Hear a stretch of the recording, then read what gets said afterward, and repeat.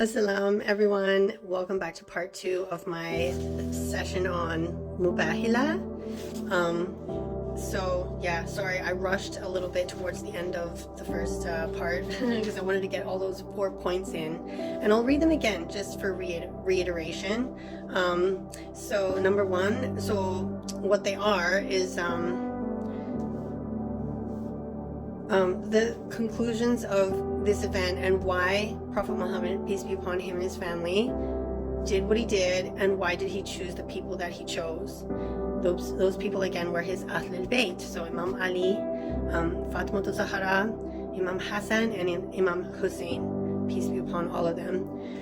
So the reason, Muslim scholars, commentators, and traditionalists all agree that the 4 points as to why this happened was: number 1, the seriousness of the occasion demanded absolute purity, physical as well as spiritual, to take part in the fateful event.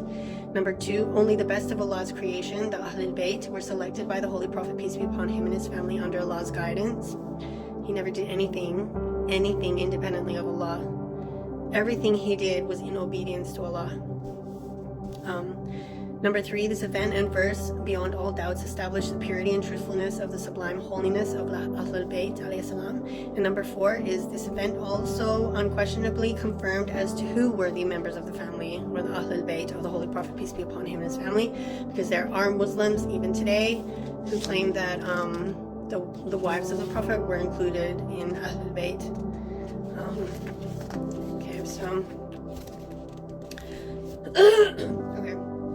So to continue, it says, a very large number of Muslims and also non-Muslims witnessed the contest and came out to know that Ali, Fatima Zahra, Hassan, and Hussein alayhi salam were the Ahlul Bayt mentioned in verse 33 of Al-Ahzab, chapter 33, known as the Ayat al-Tathir, or the verse of purification, which came down at the same time that the hadith, there's hadiths in Sunni and Shia literature called the hadith of the cloak, and I don't know what it's called in Arabic, but it's the hadith of the cloak. So it happened, the Prophet, peace be upon him, took Ahlul Bayt under his cloak and made a dua by the decree of Allah, of course. As I said, he didn't do anything independently of Allah, to purify them. And he said a prayer for them and said, I only wish to purify you with a thorough purification, so as to keep away all impurities from you. So that means physical, mental, emotional, and spiritual impurities, to purify them. So they are Masumin. Okay. In this verse, i.e. chapter 3, ayah number 61, the divine command allows the Holy Prophet, peace be upon him, to take with him sons, women, and selves. Therefore, had there been women and selves worthy to be selected from this symbolic contest among his companions, he would certainly have selected them. However, only Fatima Zahra, may Allah always be pleased with her, may Allah bless her, and Ali alayhi salam and their 2 sons alayhi salam were chosen.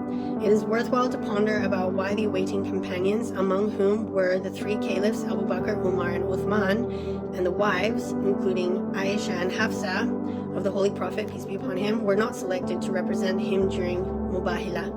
According to the Prophet, peace be upon him, there were none as truthful or as purified as to deserve selection for representing Allah's subhanahu wa ta'ala's message as the Ahlul Bayt.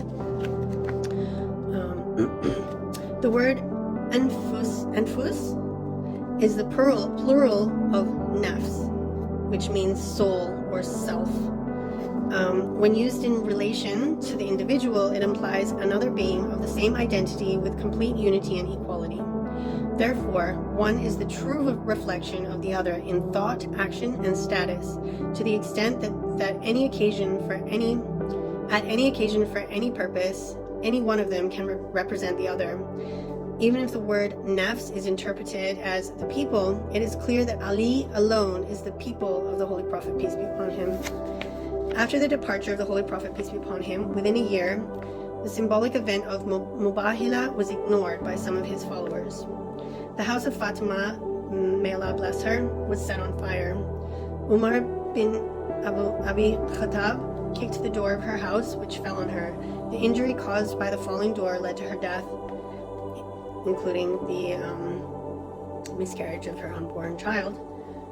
In view of the following saying of the Holy Prophet, peace be upon him, her killer stands condemned forever. Fatima is my flesh and blood. Anyone who causes suffering to her, in fact, causes suffering to me. He who has pained me, in fact, has pained Allah subhanahu wa ta'ala. And indeed, he is a disbeliever, said the Holy Prophet in the light of verse 57 of Al-Ahzab. So, Al-Ahzab, chapter 33, verse number 62, I believe. The assault of the Prophet's daughter, peace be upon her, happened when a large crowd under the leadership of the second caliph came to arrest Imam Ali alayhi salam, the nefs of the Holy Prophet, peace be upon him. Imam Ali alayhi salam was deprived of his rightful position to represent Islam and spread the truthful message of Allah subhanahu wa ta'ala, because he was supposed to be the successor of the Prophet, as was appointed by Allah subhanahu wa ta'ala and announced by the Prophet subhanahu wa ta'ala, the Prophet sallallahu alaihi wasallam, on several different occasions, one being Khum al-Ghadir, the other one being the farewell sermon in Medina.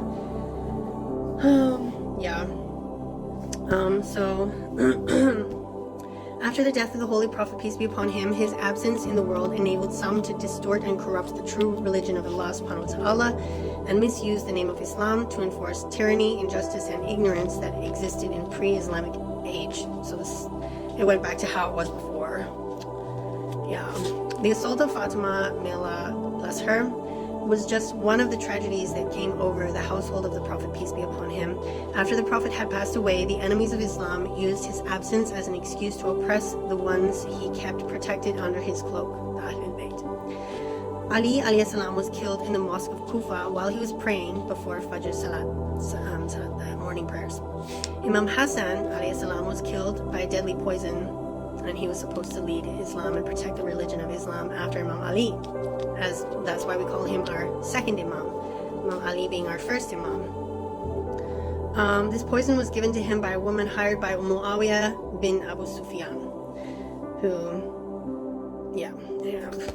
I don't want to keep going off on tangents, but Muawiyah was the caliph after Imam Ali. Imam Hussein alayhi salam, along with his family, friends, and relatives, roughly 72 of them I believe, were killed in the desert of Karbala.